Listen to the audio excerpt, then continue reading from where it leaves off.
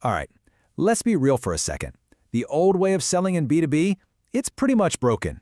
Those aggressive, pushy tactics just don't fly anymore. So what actually works today? Well, we're going to break down a really powerful system that helps you go from being just another salesperson to becoming a genuinely trusted advisor. Okay, let's get into it. You know, the whole game is fundamentally shifted. Over here, you have the old-school aggressive closer who's all about the product and just pushing for that signature. But the world we live in now, especially in B2B, belongs to the trusted advisor. This person doesn't push, they guide. They're not focused on features, they're focused on a partnership that gets their client real, measurable outcomes. And this is so important. It's not just a different style, it's a completely different philosophy. So here's our game plan for this explainer. We'll kick things off by talking about this new era for sales. Then we'll get into something called the negotiator's mindset, using a framework called PIER. After that, we're mapping the deal with the 3 Ps. From there, we'll cover the art of asking with the Discover method, and finally, we'll see how it all clicks together as your integrated sales system. So why the big shift? It's pretty simple, actually. Today's buyers have more information at their fingertips than ever. They've already done the research, they've compared options. They really don't need someone to just read them a features list. What they need is an expert, a guide, someone who can collaborate with them.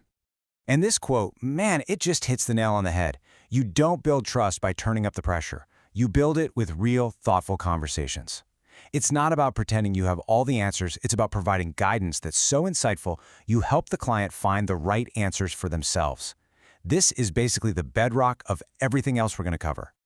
Okay, so let's start building on that foundation with our very first framework. And I want to be super clear. This isn't a tactic, it's a mindset.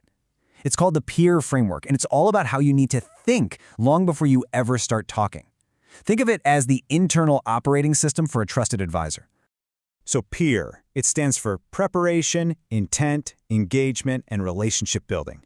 Each one builds on the last, and together they create this rock-solid base for every single interaction you have.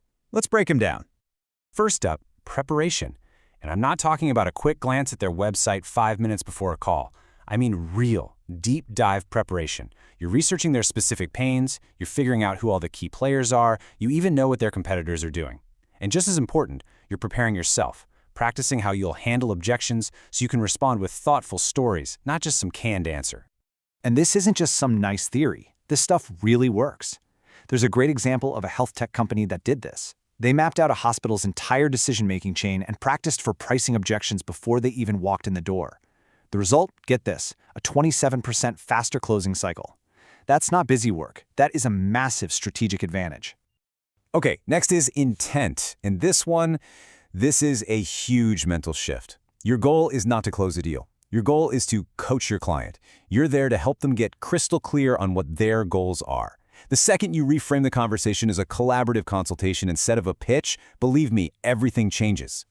And the impact is, well, it's huge.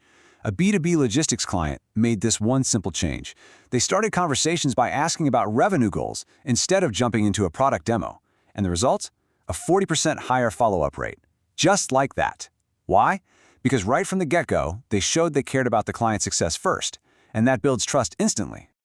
And finally, we've got engagement and relationship building. This is all about playing the long game. You're not aiming for a single transaction. You're kicking off a partnership that could last for years. You're not just selling to the CFO, you're building real rapport with the engineers, the IT guys, everyone involved, because that's how you get true long-term buy-in. Okay, so we've got the PIR mindset locked in. Now it's time to get strategic. The 3 Ps framework is basically your roadmap to navigate the crazy complex world of a B2B deal. It tells you exactly what to look for. The 3 Ps are incredibly simple, but so powerful: problems, process, and people. If you can get a really solid map of these 3 areas for any deal, I promise you, you will be light years ahead of the competition. Let's take a look at each one. First, problems. And not just any old problem, but ones that are actually worth solving. A great way to do this is with the ASR model. You ask open-ended questions to really understand their world. Then you suggest insights to show you're an expert who's seen this before. And finally, you recap the problem to make sure everyone agrees on why it's so important. So, how do you know if a problem is important enough? Use this killer formula. Impact times urgency equals importance. For instance, a fintech client thought they had a small user experience issue. But when they calculated the impact it could have on customer churn, it suddenly became a massive revenue problem. That simple math created urgency and turned a lukewarm lead into a must-win deal. The other two P's, process and people, are just as crucial. For process, you have to become an expert on how they buy things. Who signs what? When does the budget get approved? For people, you've got to identify all the key players, and I mean all of them, and really understand what motivates each one.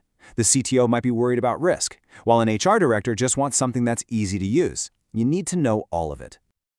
Okay, so we've got our PIR mindset and our 3P strategy. Now we need the tactical cool to actually execute all this. And that's where the discover questioning method comes in. This is your structured playbook for having conversations that are powerful and really lead somewhere. Let's run through it real quick. It starts with D for data. You can't solve a problem if you don't agree on the facts, right? So you start there, getting objective numbers on the table. What's your current cost per lead? How many hours are we losing to this each week? You have to ground the conversation in what's measurable, not just feelings. Next is I for issues. Now that you have the data, you can pinpoint the actual problem. This is where you connect the numbers to the pain. You can ask things like, so what's the real roadblock here? Or what do you think is causing those numbers? This is what makes an abstract fact feel like a concrete problem. Then comes S for solutions. This question is pure gold.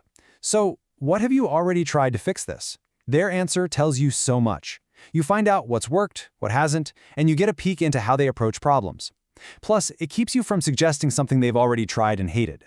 Now we get to a really powerful 1-2 punch, C and O, for consequences and outcomes. First, you raise the stakes with consequences. What's the cost if you do nothing? You make the pain of an action feel real. Then, you immediately pivot to the positive, with outcomes. But what if we could solve this? What would success actually look like for you? Pain, then gain. And we wrap it up with V, E, and R. V is for value. Why is fixing this important right now? That's how you create urgency. E is for example, which is all about getting specific. What would be a good benchmark for success here? This gives you a clear target. And finally, R is for rationale, which connects everything back. Who else needs to weigh in on this decision? This uncovers the people and process you need to navigate. So as you can probably tell, these aren't just 3 separate ideas you can pick and choose from. They're designed to work together, to lock into place as a single, powerful, integrated system.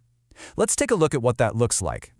And this slide really brings it all home. Your PIR framework is the foundational mindset.